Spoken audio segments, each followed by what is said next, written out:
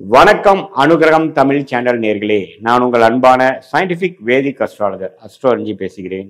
நல்லது நினைப்போம், நல்லதே நடக்கும்.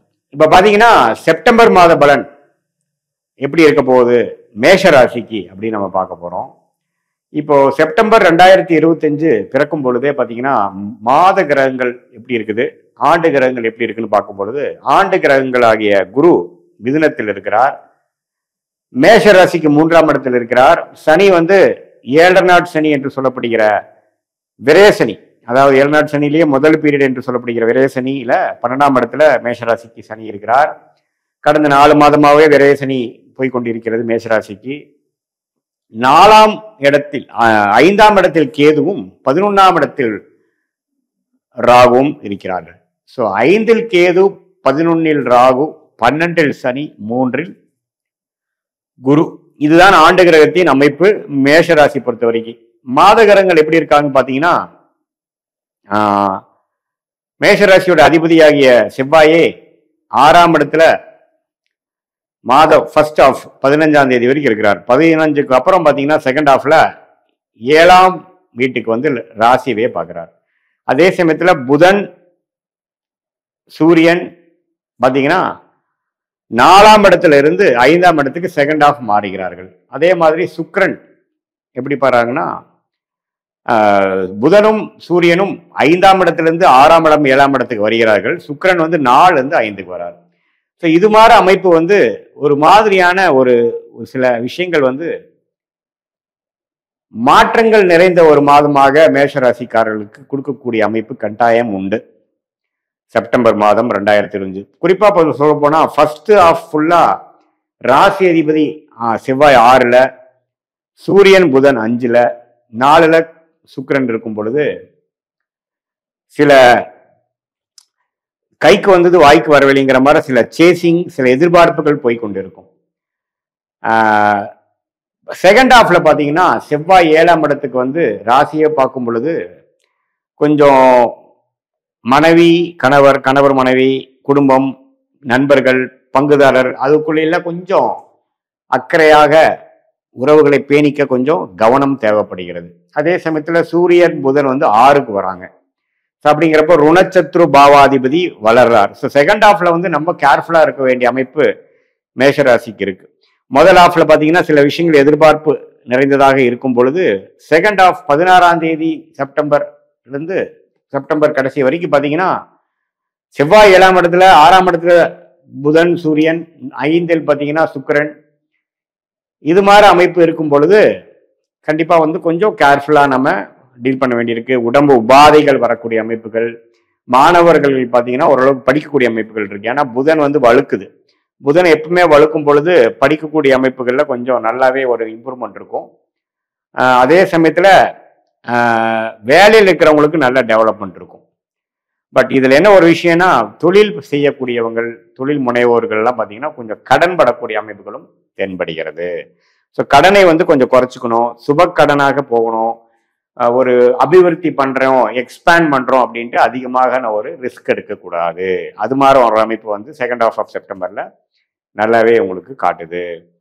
ஸோ அப்படி இருக்கும் பொழுது என்னதான் குரு 3ஆம் இடத்திலிருந்து 7ஆம் வீட்டை பார்த்தாலும் ராசி அதிபதியை பார்க்கும் பொழுது சில விஷயங்கள், இந்த பங்குதாரர் விஷயங்கள், கான்ட்ராக்ட்ஸ், புதிய அசோசியேஷன், அதுல எல்லாம் கொஞ்சம் ஒரு மாதிரியான பிரச்சனைகள் வந்து அதுக்கப்புறம் தீர்ந்து நல்ல ஒரு அமைப்பு கொடுக்கும். அதே சமயத்துல இந்த ருணச்சத்ரு பாவம் வலுக்குது, அதாவது 6ஆம் இடம் என்று சொல்லப்படுகிற வம்பு, வழக்கு, நோய்த்தன்மை, அதே சமயத்தில் கடனை வலுக்குது. அது சனியும் பார்க்கிறார். ஸோ சனி பார்த்து சூரியனை பார்க்கும் பொழுது, அதே சமயத்தில் சனி புதனை பார்க்கும் பொழுது 6ஆம் இடம் அதிபதியே வந்து சனி பார்வை பெறுகிறார். சூரியன் பழிபார்வை பெற்று பாவத்தும் ஆகும் பொழுது உடல் உபாதைகள், வம்பு வழக்குகள், அதே சமயத்தில் கடன்கள். அது வந்து செகண்ட் ஹாஃப் ஆஃப் செப்டம்பர் வந்து தொழிலதிபர்களுக்கு அதிகமாக கொடுக்கக்கூடிய அமைப்புகள் உண்டு. அதனால இன்வெஸ்ட்மெண்ட் லைன்ல இருக்கிறவங்க, தொழில் முனைவோர், புதுசா தொழில் ஆரம்பிக்கணும்னு நினைக்கிறவங்க, அவங்க எல்லாம் பாத்தீங்கன்னா கொஞ்சம் பினான்சியல் விஷயத்துல கொஞ்சம் கேர்ஃபுல்லா இருங்க. மற்றபடி பாத்தீங்கன்னா எல்லாமே ஓரளவுக்கு பரவாயில்லாம தான் இருக்கு. ஏன்னா குரு 3ஆம் இடத்துல இருக்கிறது 9ஆம் இடத்தை பார்க்கறது நல்ல ஒரு பாக்கியமான ஒரு விஷயம்தான். பாகிஸ்தானம் வலுப்பெறுகிறது. பட் என்னதான் இருந்தாலும் 2025 ஏப்ரல் மாதத்திலிருந்தே சனி 12ஆம் இடத்திலிருந்து 7.5 நாள் சனி ஸ்டார்ட் ஆகிறதுனால விரயங்களுக்கு குறைவே இல்லை. விரயங்கள் அதிகமாக இருக்கும், செலவுகள் அதிகமாக இருக்கும். குடும்பத்துக்காக, குழந்தைகளுக்காக, படிப்புக்காக, அவங்களுடைய சுப விஷயங்களுக்காக நிறைய செலவுகள் இருக்கும். வர வருமானத்துக்கு மீறின செலவுகள் போய்கொண்டு இருக்கும். ஏன்னா அவங்க சுப முதலீடுகள் செய்வாங்க, சில இன்வெஸ்ட்மெண்ட் பண்ணுவாங்க. அது மாதிரி சில விஷயங்கள்லாம் மேஷராசிக்காரர்களுக்கு 12ஆம் பாவத்திலேயே சனி இருந்து 7.5 நாள் சனியில முதல் பகுதி என்று சொல்லப்படுகிற விரய சனி போய்கொண்டிருப்பதனால கொஞ்சம் விரயங்கள் இருக்கும். கொஞ்சம் தேவையில்லாத டிராவல், அலைச்சல்கள், தூக்கமின்மை, அதாவது தூக்கம் வந்து சரியாக நார்மலாக வர்றதோட கொஞ்சம் டிஸ்டர்ப்டான விஷயங்கள் வரக்கூடிய அமைப்பு. நிறையா பார்த்தீங்கன்னா வருவதும் போகிறதுக்கும் ஒரு கனெக்ஷனே இல்லாமல் சிஸ்டமேட்டிக்காக நார்மலாக இருக்கிறவங்களாம் கொஞ்சம் சிஸ்டமேட்டிக் இல்லாமல் கொஞ்சம் அறக்க பறக்க இருக்கக்கூடிய அமைப்புகள்லாம் கொஞ்சம் கொடுக்குது. அதே சமயத்தில் இல்லத்தரசிகளுக்கெல்லாம் பார்த்தீங்கன்னா கொஞ்சம் கோவதாபங்கள் வருவது, ஹஸ்பண்ட் ஒய்ஃப் ரிலேஷன்ஸ்குள்ள கொஞ்சம் ஆர்கியூமெண்ட்ஸ் கொஞ்சம் எக்ஸ்கலேட் ஆகிறது, அது மாதிரி விஷயங்கள் இருக்கு. இதே மாதிரி இளம் வயதினர் பார்த்தீங்கன்னா காதல் வயப்படுறது, நம்மளுடைய கலப்பு விஷயங்கள், அதாவது நம்மளுடைய சர்க்கிள் இல்லாமல் மாற்று சர்க்கிள் இருக்கக்கூடிய ரிலீஜன், வேற ஜாதி, வேற குலம், அது மாதிரி இருக்கிறவங்களோட கொஞ்சம் பழக்க வழக்கங்கள் ஆகுறது, அவங்களோட கொஞ்சம் நட்பு பாராட்டுறது, அது மாதிரி சில விஷயங்கள் கண்டிப்பாக உண்டு. ஸோ அது எல்லாத்துக்கும் இல்லை, அந்த ஜாதகத்தில் அந்த அம்சங்கள் இருக்கிறவங்களுக்கு அது மாதிரி விஷயங்கள் உண்டு.